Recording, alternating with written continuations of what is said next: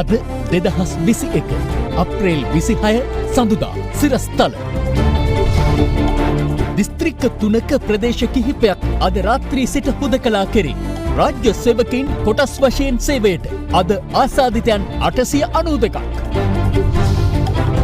වස්නාහිර සහ වයඹ පාසල් පෙර පාසල් හා පිරිවෙන් වසා දැමීමට තීරණය කෙරේ. ත්‍රිකුණාමලයේ අධ්‍යාපන කොට්ටාසේ සියලු පාසල්ද වසා දැමී. අඛණ්ඩව පස්වන දිනටත් ඉන්දියාවේ කොවිඩ් ආසාදිතයන් ලක්ෂ 3 සීමාව පසු කරයි. නවදිල්ලිය විනාශය වෙත යමින් පවතින බවට වාර්තා. ගම සමග පිළිසඳර ප්‍රගතිය බලන්න ජනපති ගමට යයි. 2021 ඔස්කා සිනමා උළෙලේ හොඳම චිත්‍රපටය නොමැඩ්ලෑන්ඩ්. හොඳම අධ්‍යක්ෂ සම්මානය පළමු වරට ආසියානු කතකට. From Other Therana, this is Other Therana Prime Time with Srimani Yapa and Shatara Alvis. Live from Studio 24 in Colombo.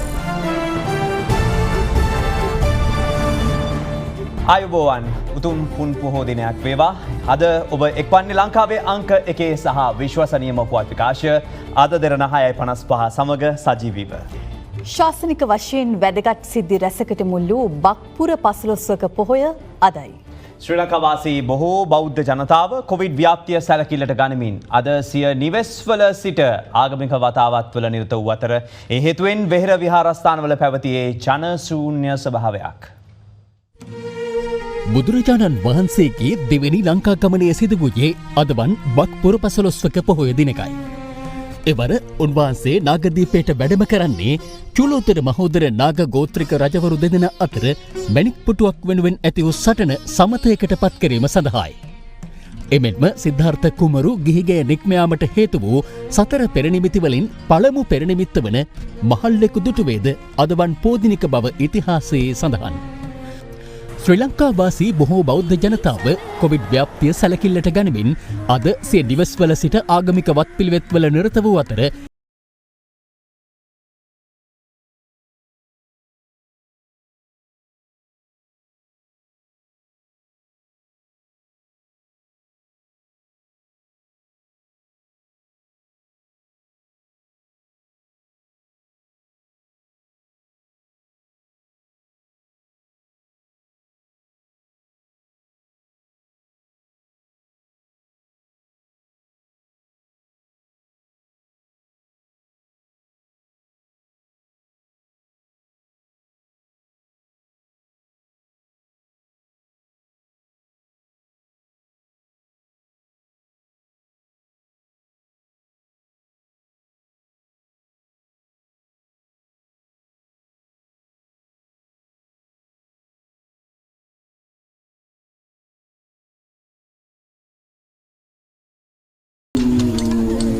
Kalutara බෝධියද අද සැදැහැවතුන් වෙනුවෙන් විවෘත කෙරුණේ නැහැ.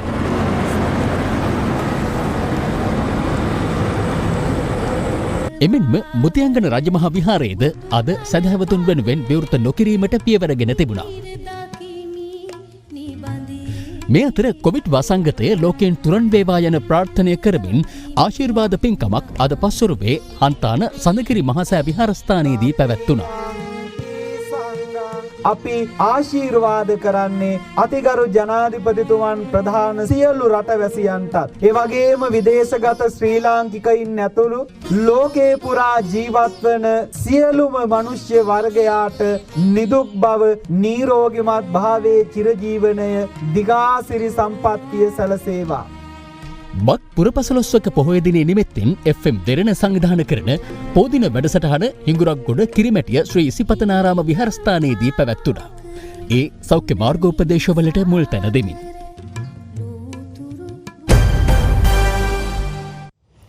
බස්නාහිර හා වයඹ පළාත් දෙකෙහි සියලු පාසල් පෙර පාසල් හා පිරිවෙන් අප්‍රේල් 30 වෙනිදා දක්වා වසා තැබීමට රජය තීරණය කළ බව අධ්‍යාපන අමාත්‍ය මහාචාර්ය ජී.එල්. පිරිස් මහතා අද ප්‍රකාශ කළා. කෙසේ වෙතත් ශීඝ්‍රයෙන් සිදුවන කොවිඩ් ව්‍යාප්තිය සැලකිල්ලටගෙන දිවෙනේ සියලු පාසල් වසා දැමීමට පියවර ගත යුතු බවයි වෛද්‍යවරු හා ගුරු සංගම් ඇතුළු පාර්ශ්ව රැසක් පෙන්වා දෙන්නේ. The big story. කොවිඩ් අවදානම් තත්ත්වය හමුවේ පොදු ක්‍රියාකාරකම් සිදු කිරීමේදී ජනතාව අනුගමනය කළ යුතු උපදෙස් සහ මාර්ගෝපදේශ මාලාව කොවිඩ් රෝග පාලන කටයුතු රාජ්‍ය අමාත්‍යාංශය පසුගිය 23 වනදා නිකුත් කළා. ඒ අනුව ශ්‍රී ලංකාව මේ වන විට පවතින තුන්වන අවදානමේ මට්ටම මත පදනම්ව මැයි 31 දක්වා පාසල් 50% ධාරිතාවයකින් ක්‍රියාත්මක කළ හැකි වුණා. පාසල් වලත් COVID-19 වැළඳුණු පාසල් ශිෂ්‍යයන් ගුරුවරුන් සමහර අවස්ථාවලදී අපිට හමු වන අවස්ථා තියෙනවා. මෙතනදී බොහෝ අවස්ථාවලදී ඔවුන්ට රෝගය වැළඳී තිබුණේ පාසල් වලට වඩා බාහිර අවස්ථාවලට සහභාගී වීම නිසා.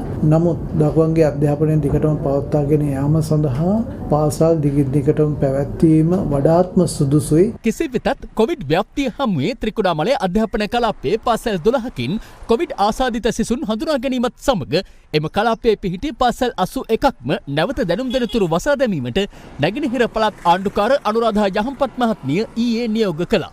එමෙන්ම මොනරාගල අධ්‍යාපන කලාපයේ විදුහල්පතිවරු තිදෙනෙක්, එම කලාපයේ අධ්‍යාපන බලධාරියෙක්, මොනරාගල මහානාම ජාතික පාසලේ උසස් පෙළ තාක්ෂණ අංශයේ සිසුන් 9 දෙනෙක් ආසාදිත බවට මේ වන විට හඳුනාගෙන තිබෙනවා. ඒ අනුව සියඹලාණ්ඩුව සහ ඇතිමලේ නගර අවට පාසල් 6ක්, මොනරාගල නගරයේ අවට පාසල් 5ක් සහ බුත්තල නගරයේ අවට පාසල් 4ක් ඇතුළුව පාසල් 15ක් හෙට සිට සතියක කාලයක් වසා දැමෙන බව දිස්ත්‍රික් ලේකම් ගුණදාස සමරසිංහ මහතා පැවසුවා. මීට අමතරව මිනුවන්ගොඩ, කළුතර, කොට්ටාව, මහනුවර ඇතුළු ප්‍රදේශ රැසක පාසල් වලින්ද ළමුන්, ගුරුවරුන්, විදුහල්පතිවරුන් කොවිඩ් ආසාදිතයින් බවට හඳුනාගෙන තිබෙනවා. පාසල් පද්ධතියේ උද්ගත වෙමින් පවතින තත්ත්වය සැලකිල්ලට ගනිමින් දිවයිනේ සියලු පාසල් වසා දැමිය යුතු බව වෛද්‍යවරු ඇතුළු පාර්ශව රැසක් පෙන්වා දෙනවා. අධ්‍යාපන ලේකම්වරයා ප්‍රකාශ කරන්නේ කුමක්ද? පාසලේ විදුහල්පතිවරයා සෞඛ්‍ය කමිටුවක් කරා තීරණයක් අරගෙන ක්‍රියාත්මක වෙන්න කියලා තමයි කියන්නේ. එතකොට දැන් මේ ආසාදිත තත්ත්වය තුළ කටයුතු කිරීමේ සමස්ත වගකීම විදුහල්පතිවරට පවරලා අධ්‍යාපන අමාත්‍යාංශය අතෝද ගන්න තත්ත්වයක් තමයි තියෙන්නේ. අපි කියන්නේ මේ මොහොතේ අපි කොවිඩ් වසංගතය සඳහා සංචරණ සීමා නොදා ඉන්නේ රටේ ආර්ථිකය කළමනාකරණය කරගන්න බැරි තරම් අපි දුප්පත් නිසා නම් අපි අහන්නේ පාසල් දරුවන්ව පාසලට යවලා බලාපොරොත්තු වෙන්නේ මොන ආර්ථිකය කළමනාකරණය කරගන්නටද? අපි විශ්වාස කරනවා මේ මොහොතේ පාසල් දරුවන් නිවසේ තියලා උගන්වන්න අධ්‍යාපන අමාත්‍යාංශයට හැකියාව තියෙන්න ඕනේ. දැන් අපි කියන මේ පාසල් දැන් ඇරියා එක ප්‍රශ්නයක් තමයි පාසල් වහන එක. හැබැයි ඒක මම හිතන්නේ මේ අවස්ථාවේදී කරන්න සුදුසු දෙයක් කියලා දැනට පාසල් වාහන එක තමයි මම හිතන්නේ සුදුසුම දේ. ඒ අනුව උද්ගතව ඇති තත්ත්වය සැලකිල්ලටගෙන බස්නාහිර හා වයඹ පළාත් දෙකෙහි සියලු පාසල්, පෙර පාසල් හා පිරිවෙන් අප්‍රේල් 30 වෙනිදා දක්වා වසා තැබෙන බව අධ්‍යාපන අමාත්‍ය මහාචාර්ය ජී.එල්. පීරිස් මහතා පවසනවා. රජය තීරණයක් අරන් තිබෙනවා අප්‍රේල් 30 වන සිකුරාදා දක්වා බස්නාහිර හා වයඹ පළාත්වල පිහිටලා තිබෙන සියලුම පාසල්, පෙර පාසල් හා පිරිවෙන්වල පන්ති නොපැවැත්වීමට. දිවයිනේ සෙසු ප්‍රදේශවල පාසල්වල පන්ති පැවැත්වීම සම්බන්ධයෙන් කිසිම වෙනසක් නැහැ. අපි ඊටමත් ඕනෑකමින් අපේ මව්පියන්ට දූ දරුවන්ට කියන්න කැමතියි විවෘත කරලා තිබෙන පාසල් තුල සෞඛ්‍ය නිර්දේශ අකුරටම පිළිපැදීම අතිශයින් වැදගත් කියලා. කොවිඩ් ව්‍යාප්තිය සැලකිල්ලට ගනිමින් දිස්ත්‍රික්ක 3ක ග්‍රාම නිලධාරී කොට්ටාශ කිහිපයක් අද රාත්‍රී 8 සිට හුදකලා කිරීමට තීරණය කර තිබෙනවා.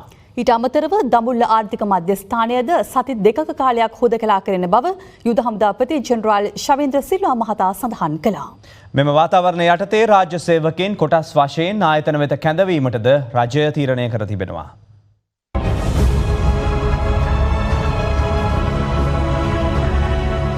දිස්ත්‍රික්ක 3ක ග්‍රාම නිලධාරී කොට්ටාස කිහිපයක් අද රාත්‍රී 8 සිට හුදකලා කිරීමට තීරණය කර තිබෙනවා. ඒ අනුව ගම්පහ දිස්ත්‍රික්කයේ කොටදෙනියාව පොලිස් වසමේ පොල්හේන, හීරලුගෙදර සහ කළුවක්ගල යන ග්‍රාම නිලධාරී කොට්ටාස සහ මිනුවන්ගොඩ පොලිස් වසමේ අස්වැන්නවත්ත නැගෙනහිර ග්‍රාම නිලධාරී කොට්ටාසය අද රාත්‍රී 8 සිට හුදකලා කරනු ඇති. ඊට අමතරව කළුතර දිස්ත්‍රික්කයේ මීගහතන්න පොලිස් වසමේ මිරිස්වත්ත, පැලවත්ත උතුර සහ පැලවත්ත නැගෙනහිර යන ග්‍රාම නිලධාරී කොට්ටාසද එලෙස හුදකලා කරන බවයි යුද හමුදාපතිවරයා සඳහන් කළේ. ත්‍රිකුණාමලය දිස්ත්‍රික්කයේ ත්‍රිකුණාමලය පොලිස් වසමේ පූම්පුහාර ග්‍රාම නිලධාරී කොට්ටාසයද අද රාත්‍රී 8 සිට හුදකලා කරනවා. මීට අමතරව අසාදිතයින් 48 දෙනෙකු වාර්තා වූ දඹුල්ල ආර්ථික මධ්‍යස්ථාන පරිශ්‍රයේද සති 2ක කාලයක් හුදකලා කර තිබෙනවා.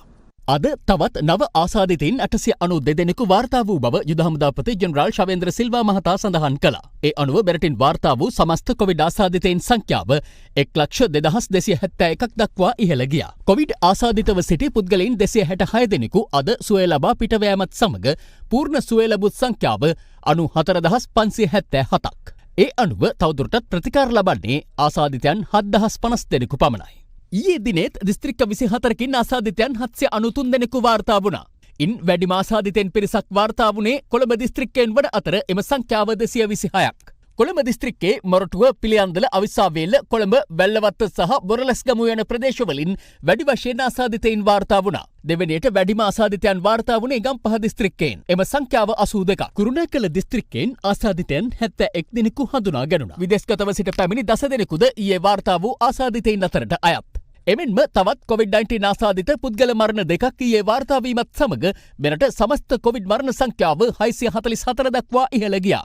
මේ අතර අද දෙරණ බිග් ෆෝකස් වැඩසටහනේදීද අද අවධානය යොමු වුණේ කොවිඩ් ව්‍යාප්තිය පිළිබඳවයි. අපේ තියෙන ෆා තින්කින් දුර තියා බලන්න එකත් වර්ස් කේස් සිනාරියෝ කියන්නේ නරකම තත්ත්වයට ලෑස්ති වීමත් කියන දේ දිගටම නොතිබීමත් තමයි මේ තත්ත්වයට එන්න හේතුව. මම දකිනවා මේ පහුගිය කාලේ කියන්නේ කාලේ වසංගත රෝග අංශයගේ ක්‍රියාකාරීත්වය හොඳ මදි කියලා. මොකද්ද හොඳ මදි කියලා කියන්නේ? හොඳ මදි කියලා කියන්නේ මෙමය. මුලදී ඒගොල්ලන් යම්කිසි විදියකට දෙයක් කරා. උදාහරණයකට මාස්ක් එක ගැන කියමුකෝ. මාස්ක් එක දාන්න එපයි කියලා වසංගත රෝග අංශයේ ඔය කියන අය කීප සැරයක් මෙතන ඇවිල්ලා කිව්වද? ඒක කොහේ හරි මොකක් හරි විදිහකින් ඒ කියන්නේ ඒ වගේ ඒවා රිපීටඩ්ලි කරා දැනටත් කරමින් සිටිනවා. ඒක දැනට දැන් ඉඳන් හොරු නැවතින්න අවශ්‍යයි. එතන මම හිතනවා දේශපාලන අධිකාරියටත් සමහර වෙලාවට වැඩියෙන්ම යන්න දත්ත ඒ හරහා. ඒක නිසා සමහරලාට දේශපාලන අධිකාරිය හරිම තීරණ නොගැනීමට ඒක හේතු වෙන්නත් පුළුවන්. ඉස්තිකරු ජනාධිපතිතුමා කිව්වා මේක එන්නත් කරන්න ඕනේ කියලා. ඒ ස්ථාවරය තමයි මම ඔක්කොම වෛද්‍යවරු ඉන්නේ. මොකද අනිවාර්යෙන් එන්නත් කරන්න ඕනේ. මොකද ඒක තමයි ඉදිරියට යන්න පුළුවන් ක්‍රමය. එතකොට මේ එන්නත තමයි ඉදිරියට කරන්න ඕනේ. ඒක මේ විද්‍යාත්මක පෙන්වලා තියෙනවා ඉන්නත් ගැහුවොත් හැදෙන්න පුළුවන් ප්‍රවණතාවයක් තියෙනවා පොඩ්ඩක්. හැබැයි එකක් තමයි ට්‍රාන්ස්මිෂන් එක කැඩෙනවා, අනිත් එක තමයි කොවිඩ් වලින් මැරෙන්නේ නැහැ. ඒක දැනුත් ඒක අපිට පේනවා. මොකද මේක බොහොම භයානක අවස්ථාවක්. මෙච්චර භයානක අවස්ථාවක් තිබිලම නැහැ. අපි එකක් ඉතිහාසයෙන් ඉගෙන ගන්න ඕනේ.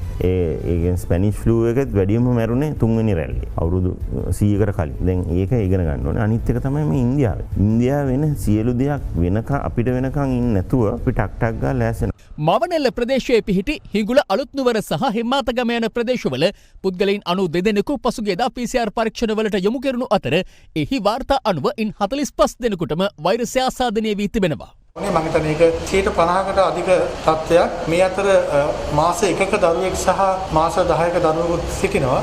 බණ්ඩාරවෙල බැද්දේවෙල කිරවනාගල ගම්මානයේ 18 දෙනෙකුටද වෛරසය ආසාදනය වී තිබෙනවා. මෙම පිරිස පසුගිය දිනකදී කොළඹ සිට පැමිණි පුද්ගලයෙකු සමග ශ්‍රීපාද වන්දනාවේ ගොස් තිබෙනවා. පසුව කොළඹ සිට පැමිණි පුද්ගලයා ආසාදිතයෙකු බවට හඳුනා ගැනීමෙන් පසු ඔහු සමග ශ්‍රීපාද වන්දනාවේ ගිය සෙසු 21 දෙනා PCR පරීක්ෂණයට යොමු කෙරුණා. ඉන් 18 දෙනෙකුටම වෛරසය ආසාදනය වී ඇතැයි PCR වාර්තාවලින් තහවුරු වුණා. වැල්ලවාය කොට්ටාසේ කොවිඩ් ආසාදිතයින්ගේ පළමු පෙළ ආශ්‍රිතයින් වූ 53 දෙනෙකුට සිදු කළ PCR පරීක්ෂණවලදී ඉන් 46 දෙනෙකුටම වෛරසය ආසාදනය වී ඇතැයි හඳුනා ගැනුණා. එමෙන්ම අනුරාධපුර පූජාභූමි වන්දනාවට පැමිණි සැදැහැවතුන්ට අහඹු ලෙස සිදු කරන ලද රැපිඩ් ඇන්ටිජන් පරීක්ෂණවලදී ඉන් 30 දෙනෙකු කොවිඩ් ආසාදිතයින් බවට තහවුරු වුණා. කිරිඳිවැල සතිපොලේ අද 100කට වැඩි පිරිසකට සිදු කළ රැපිඩ් ඇන්ටිජන් පරීක්ෂාවේදී 21 දෙනෙකුට වෛරසය වැළඳී ඇති බව තහවුරු වුණා. මේ ඉතා භයානක තත්ත්වයක්. එම නිසා අපි පාරිභෝගික ජනතාවෙන් සහ සංචාරක වෙළඳ ඉල්ලා සිටින්නේ වහාම ඔබ PCR හෝ ශනික ප්‍රතිහේප පරීක්ෂණ වලට ඉදිරිපත් වී ඔබගේ තත්ත්වය නිර්ණය කරගන්න. දිවුලපිටිය කොට්ටාසෙන්ද ගෙවුණු දින දෙක තුලදී කොවිඩ් ආසාදිතයන් 57ක් හඳුනාගෙන තිබෙනවා. මේ වෙනකොට දිවුලපිටිය කොට්ටාසේ සම්පූර්ණ රෝගීන් සංඛ්‍යාව 3 වෙනි රැල්ලේ 242ක් වාර්තා වෙනවා. මොළදී ගම්මාන එකක් දෙකකට සීමාලා තිබුණ රෝගීන් මේ වෙනකොට මුළු දිවුලපිටිය කොට්ටාසේ පුරාම විසිරී තියෙන රෝගීන් බවට පත් වෙලා තියෙනවා.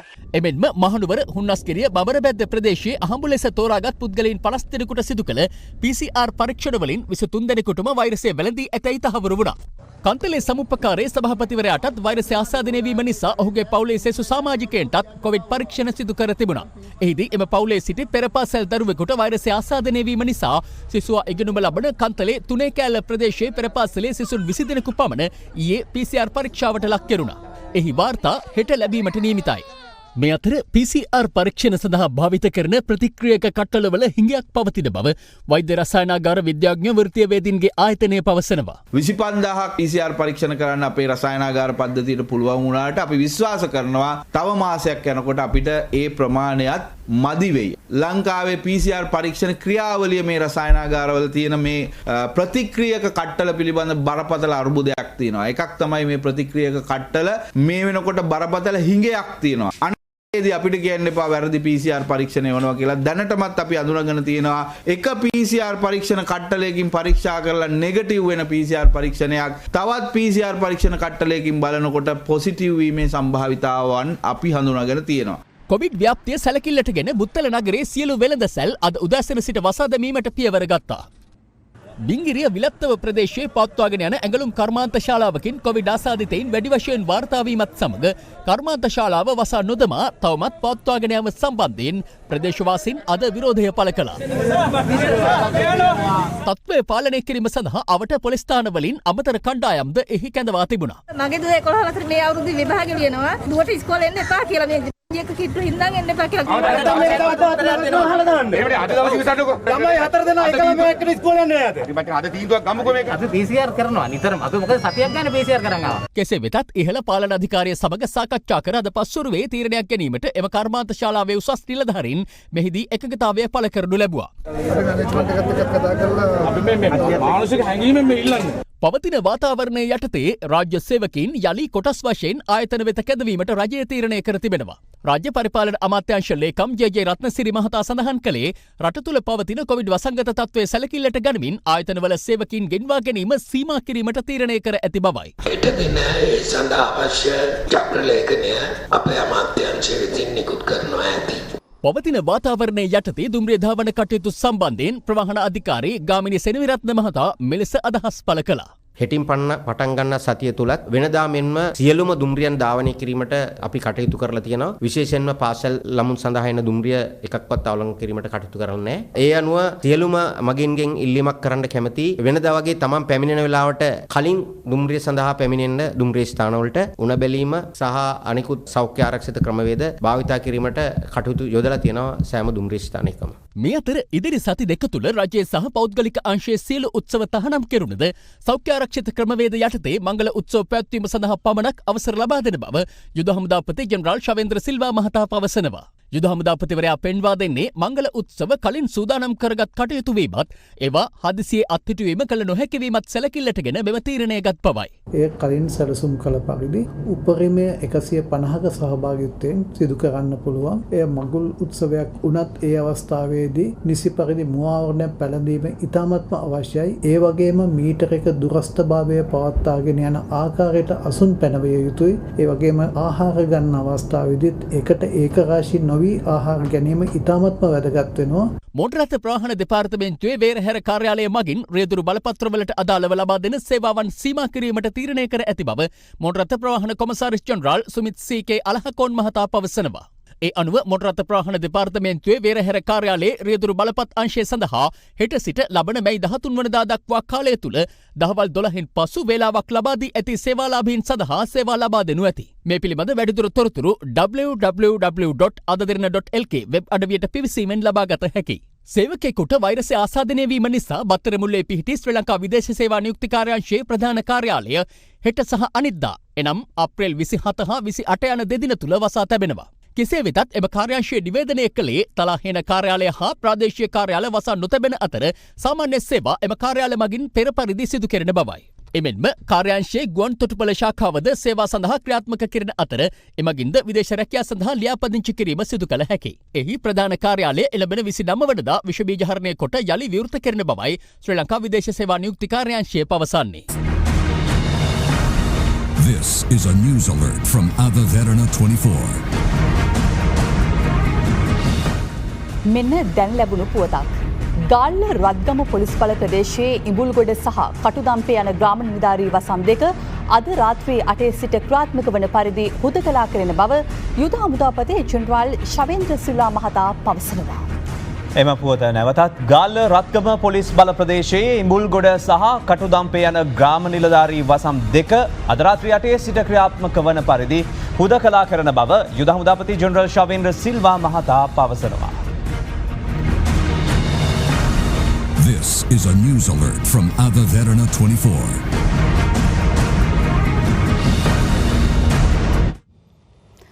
අකණ්ඩව පස්වනි දිනටත් ඉන්දියාවේ නව කොවිඩ් ආසාදිතයන් ලක්ෂ 3 සීමාව ඉක්මවා යද්දී නවදිල්ලියේ විනාශය වෙත යමින් පවතින බව විදේශ මාධ්‍ය අද වාර්තා කළා.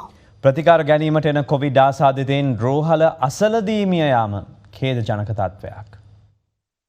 ලොව අන් සෑම රටකටම වඩා වේගයෙන් පැතිරෙන කොවිඩ් දෙවන රැල්ල හමුවේ අන්තර්ජාතික සහයපැතීමට ඉන්දියාවට සිදුව තිබෙනවා. අගමැති නරේන්ද්‍ර මෝදී රටේ පවතින වත්මන් වසංගත තත්ත්වයේ අර්ථ දක්වා ඇත්තේ ජාතිය කම්පනයට පත් කළ කුණාටුවක් ලෙසින්.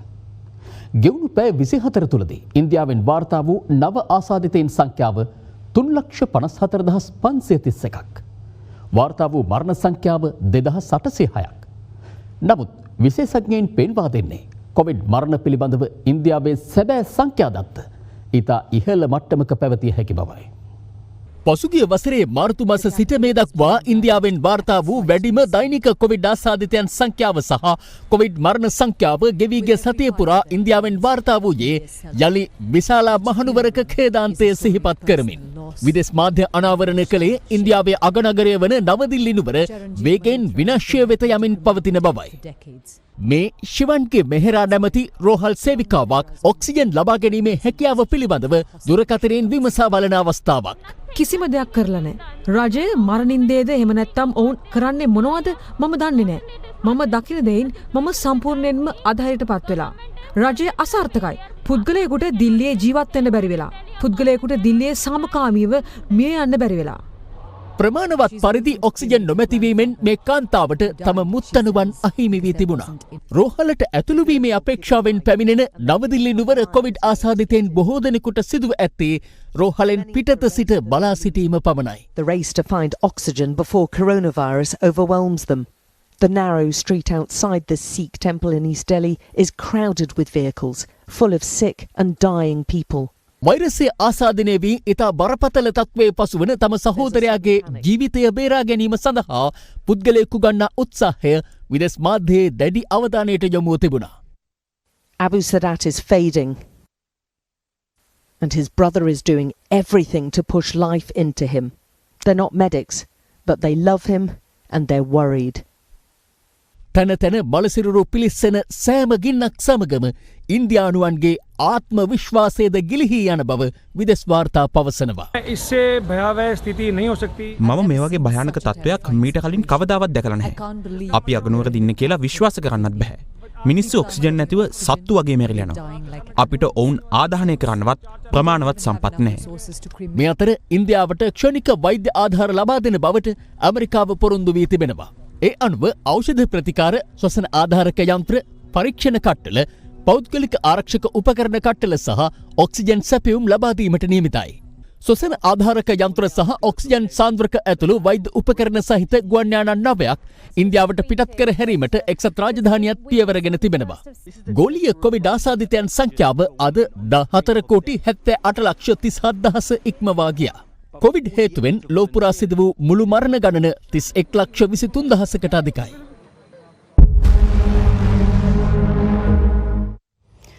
කොවිඩ් ව්‍යාප්තිය පාලනය සඳහා ඔබට ඔබගේ රැකියා ස්ථානවලදීත් මාර්ගෝපදේශ නිසියාකාරව පිළිපැදීමේ වගකීමක් තිබෙනවා. මේ දැනුවත් කිරීම ඒකනයි. කොවිඩ් ව්‍යාප්තිය සීග්‍රයෙන් ඉහළ යාම හමුවේ අප සෞඛ්‍ය ආරක්ෂිත ක්‍රමවේද අනුගමනය කිරීම අනිවාර්යයි. නිවසට වඩා කාර්යාලය තුළ අපි වැඩි කාලයක් ගත කරන නිසා කාර්යාලයේදී ඒ පිළිබඳ වැඩි අවධානයක් යොමු කිරීම ඉතාමත් වැදගත්. කොවිඩ් ව්‍යාප්තිය වැළැක්වීමට මූලික සෞඛ්‍ය ආරක්ෂිත ක්‍රමවේදයක් විදිහට මුහුණු ආවරණ පැළඳීම අනිවාර්ය නිසා නිවසෙන් පිටත් වෙන හැම වෙලාවකම කාර්යාලයට එනකොට මුහුණු ආවරණ පැළඳගෙන එන්න. ඒ වගේම මුව ආවරණය පැළඳුවාට පස්සේ ඔබේ මුහුණ හෝ මුව ආවරණය ස්පර්ශ නොකිරීමටත් ඔබ අනිවාර්යෙන්ම වග බලා ගන්න ඕන. දෙයක් මත තැවරෙන විස බීජ ඉතාමත්ම පහසුවෙන් නාසයෙන් මුඛයෙන් ශරීරය තුළට ඇතුල් වෙන්න පුළුවන් නිසා කාර්යාලයට ඇතුල් වෙන්න පෙර අත්සේදීම අනිවාර්යෙන්ම කළ යුතු දෙයක්. දෑත් සේදීමේදී සබන් හෝ පිරිසුදු කාරක දියරයක් සෑම විටම භාවිතයට ගන්න. දෑත් සේදීමේදී නියමිත ක්‍රමවේදයට අනුව තප්පර 20ක්වත් අවම වශයෙන් දෑත් සේදීම කළ යුතු වනවා. ඔබ කාර්යාලයට පැමිණීමේදී ඔබේ පැමිණීම තහවුරු කරන ඇඟිලි සලකුණු යන්ත්‍රයේ ඇඟිලි සලකුණ තැබුවට පස්සේ අනිවාර්යෙන්ම ඔබේ දෙයත් විස බීජහරණය කරගන්න අමතක කරන්න එපා. ඒ වගේම ඔබට පුළුවන් නම් මේ දිනවල දුරස්තව සිට ඔබේ අනන්‍යතාවය තහවුරු කරන්නට පුළුවන් මුහුණ හඳුනා ගැනීමේ යන්ත්‍රයක් භාවිත කරන්න එය වඩාත් සුදුසුයි. කාර්යාලයේ වැඩ කරන අවස්ථාවේදී මෙන්න මේ විදිහට දුරස්ථභාවය තබාගෙන ඔබට වැඩ කරන්න පුළුවන්. එසේ නොවන සෑම අවස්ථාවකදීම අනිත් පුද්ගලයාට එය සිහිපත් කරවීමත් ඔබේ වගකීමක්. ජංගම දුරකථන භාවිතයේදී වගේම කාර්යාලය තුළ පෑන් හුවමාරු කර ගැනීම සිදු නොකළ යුතු දෙයක් වෙන්නේ ඒ හරහා පුද්ගලයෙකුගෙන් තවත් පුද්ගලයෙකුට මේ වෛරසය පැතිරීමේ වැඩි ඉඩකඩක් තිබීම නිසා. ඒ හින්දා ඔබට පුළුවන් ඔබේ ජංගම දුරකථනය වෙන කිසිම කෙනෙකුට ලබා නොදී ඒ වගේ මේ කාර්යාලයේ තැන තැන තියලා යන්නේ නැතුව ඔබ ළඟම තියාගන්න. ඒ වගේම ඔබ භාවිත කරන ඔබේ පෑන විශේෂයෙන්ම මේ දවස්වල තියෙන අවදානමත් එක්ක ඔබේ පරිහරණය සඳහා පමණක් වෙන් කර ගැනීමත් ඔබට කරන්න පුළුවන් තවත් කාරණා.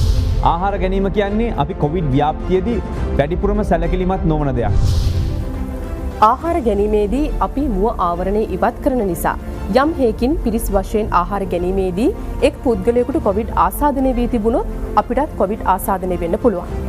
ඒ නිසා අපි සෑම අවස්ථාවකදීම තනිව ආහාර ගන්නට වග බලාගත යුතු වනවා. කොවිඩ් ව්‍යාප්තිය පාලනය කිරීමේ හැකියාවත් වගකීමක් තියෙන්නේ අපේ අතේ. ඒ නිසා අපි නිසි සෞඛ්‍ය උපදෙස් පිළිපදිමු. ඒ ඔබේ දැනුවත්වීම පිණිස අද දෙරණ කණ්ඩායම් තැබූ විශේෂ සටහනක්. මෙතර ගම සමග පිළිසඳර පළමු වැඩසටහනේ ප්‍රගතිය නිරීක්ෂණය සඳහා ජනාධිපති ගෝඨාභය රාජපක්ෂ මහතා බදුල්ල හල්දුම්මුල්ල වෙලංවිට ප්‍රදේශයේ නිරීක්ෂණ චාරිකාවක නිරත වුණා. 2020 සැප්තැම්බර් 25 වන දින මෙම වැඩසටහන ආරම්භ කෙරුණා.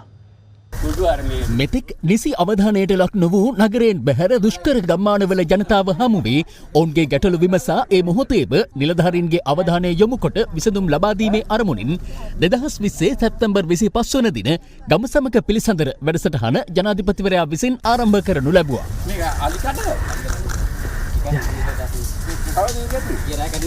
ඒ අනුව බදුල්ල දිස්ත්‍රික්කයේ දුෂ්කර ප්‍රාදේශීය ලේකම් කොට්ටාසයක් ලෙස හඳුනාගෙන තිබූ හල්දුම්මුල්ල වෙලංවිට ග්‍රාමයේ ප්‍රථම ගම සමග පිළිසඳර වැඩසටහන පැවැත්වුණා. විදුලිය ලබා දීලා පාර හදනවා නම් අපේ ගමේ ඉන්න ගොඩක් අය ඉන්නේ නිකපොත පදිංචියට ගිහිල්ලා. ඒගොල්ලෝ අනිවාර්යෙන් ගමට එනවා. එහිදී ජනතාව විසින් පෙන්වා දුන් සහ හඳුනාගත් ගැටලුවලට කඩිනමින් විසඳුම් ලබා දීමට ජනාධිපතිවරයා අදාළ බලධාරීන් වෙත පවරනු ලැබූ අතර මාස 7කට පසු අද එහි ප්‍රගතිය සොයා බැලීම ජනාධිපතිවරයාගේ සංචාරයේ අරමුණ වුණා. ඒ අනුව කුමාරතැන්න සිට වෙලන්විට දක්වා මාර්ගයද පිළිසකර කර කාපට අතුරා තිබූ අතර හපුතලේ සිට වෙලන්විට දක්වා බස් රථ දෙකක් ධාවනය කිරීම අද සිට ආරම්භ කෙරුණේ ගම්මාන 8ක පැවති ප්‍රවාහන දුෂ්කරතාවලට විසඳුම් ලබා දෙමින්. වෙලන්විට විදුලි වැට වසර 2කට ආසන්න කාලයක් අක්‍රියව පැවති අතර විදුලි වැට යළි ප්‍රතිසංස්කරණය කර අලිවැට ආරක්ෂා කිරීමට ජනතාවට පවරා තිබීමත් විශේෂත්වයක්. ජනාධිපතිවරයාගේ උපදෙස් මත එම විදුලි වැට රැකබලා ගැනීම සඳහා 1 කිලෝමීටරයකට එක් අයෙකු බැගින් මාසිකව රුපියල් 7500ක දීමනාවක් ලැබෙනසේ පුද්ගලයන් 6 දෙනෙකු පත් කර තිබෙනවා. එමෙන්ම වන අලි පහර දීමෙන් කැඩී ගිය යුද හමුදාව ඉදිකළ නව නිවසද ජනාධිපතිවරයාගේ නිරීක්ෂණයට ලක් වුණා. අලි ආවේ නැද්ද ඊට පස්සේ? ඊට පස්සේ ඇවිල්ලා එපා කියලා තියෙනවා. අලියට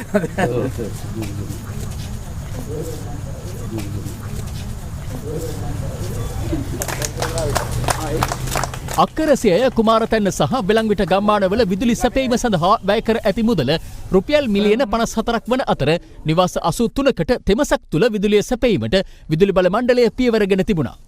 වැඩ අවසන් හා ක්‍රියාත්මක වෙමින් පවතින සංවර්ධන ව්‍යාපෘති සහ මාර්ග සංවර්ධන කටයුතු නිරීක්ෂණය කළ ජනාධිපතිවරයා ඒවා කඩිනමින් නිම කර ජනතාවට පවරා දීමේ අවශ්‍යතාවයද පෙන්වා දුන්නා.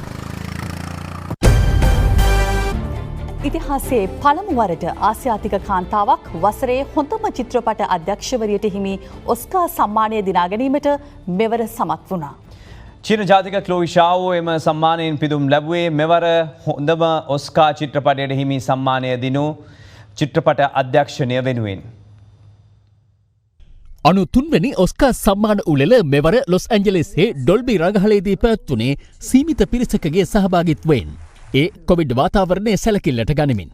හොඳම චිත්‍රපටය වෙනුවෙන් මෙවර සම්මාන උළෙලේදී චිත්‍රපට 8ක් නිර්දේශ වී තිබූ අතර ඒ අතරින් සම්මානයට පාත්‍ර වූයේ නොමැඩ්ලෑන්ඩ් චිත්‍රපටයයි. My husband worked at the USG mine in Empire. I was a substitute teacher. It is a tough time right now. Nomadland.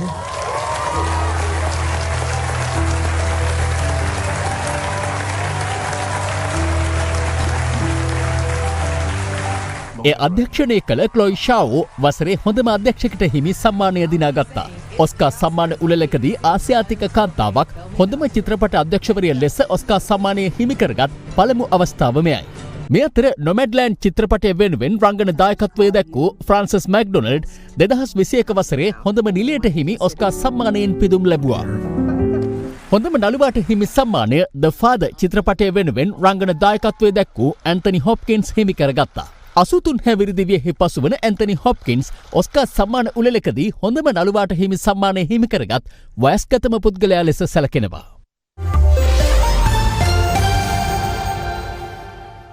දැන් තවත් පුවත් කිහිපයක්.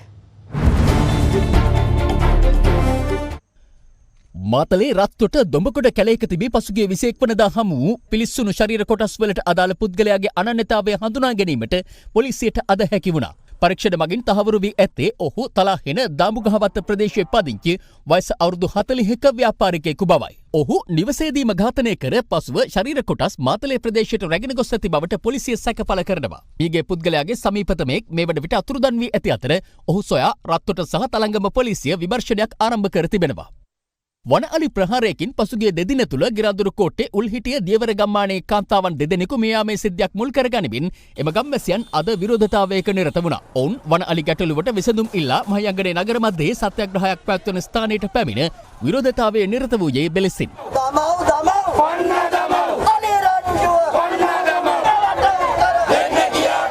මෙය කඩකප්පල් කිරීමට පුද්ගලයන් දෙදෙනෙකු දරු උත්සාහය නිසා උණුසුම් තත්ත්වයක් හටගත්තා.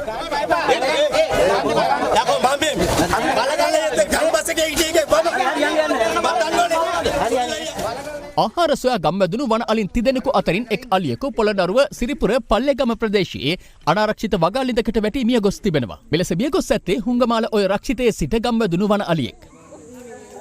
දේශප්‍රේමී එක්සත් ජාතික පක්ෂ නායක සුගත් හේවාපතිරණ මහතා සමග ජනබලවේගයේ පාර්ලිමේන්තු මන්ත්‍රී හරින් ප්‍රනාන්දු මහතාට එරෙහිව අද අපරාධ පරීක්ෂණ දෙපාර්තමේන්තුවට පැමිණිල්ලක් ඉදිරිපත් කළා. ඒ පාස්කු ප්‍රහාරය පිළිබඳ ප්‍රකාශයක් ලබා දෙන ලෙස මන්ත්‍රී හරින් ප්‍රනාන්දු මහතාට අපරාධ පරීක්ෂණ දෙපාර්තමේන්තුව පසුගියදා දැනුම් දුන්නද ඔහු එය මගහරිමින් සිටින බව පවසමින්. බංග්ලාදේශයට එරෙහිව පැවැත්වීමට නියමිත දෙවන ටෙස්ට් තරඟයේදී කණ්ඩායමේ වෙනස්කම් කිහිපයක් සිදු කරන බව නායක දිමුත් කරුණාරත්න පවසනවා. ගොඩක් වෙලාවට 50-50 විකට් එකක් වෙයි. මොකද බෝලර්ස්ට අනිවාර්යෙන් සපෝට් එකක් තියෙන්න ඕනේ විකට් එකේ නැතුව ක්‍රිකට් එකක් ගහලා වැඩකුත් නැහැ. ගොඩක් වෙලාවට ස්පින් එකට ගොඩක් සපෝට් එකක් වෙයි. මේ ඉන්න ස්පිනර්ස්ලාගෙන් ගොඩක් වෙලාවට අපි යන්න තමයි බලාපොරොත්තුවක් තියෙන්නේ. ඉතින් අපේ කණ්ඩායමේ අලුතෙන් එකතු වෙනවා ලක්ෂාන් සඳකැණු ඒ වගේම ජාමික කරුණාරත්නයි. ගොඩක් වෙලාවට අපි ලහිරු කුමාරගේ රිප්ලේස්මන්ට් එකට තමයි අපි ජාමික කැඳවුවේ. ඒ වගේම අපි තව ස්පිනර් කෙනෙක් ඕන වෙයි කියලා අපි හිතුවා. මොකද අපි බැලුවම මේ විකට්ස් වල අපි හිතන විදියට සපෝට් එකක් දෙන්නේ නැහැ ෆාස්ට් බෝලර්ස්ට. සමග අද දෙන ප්‍රධාන පුවත් ප්‍රකාශය නිමවට පත් වෙනවා.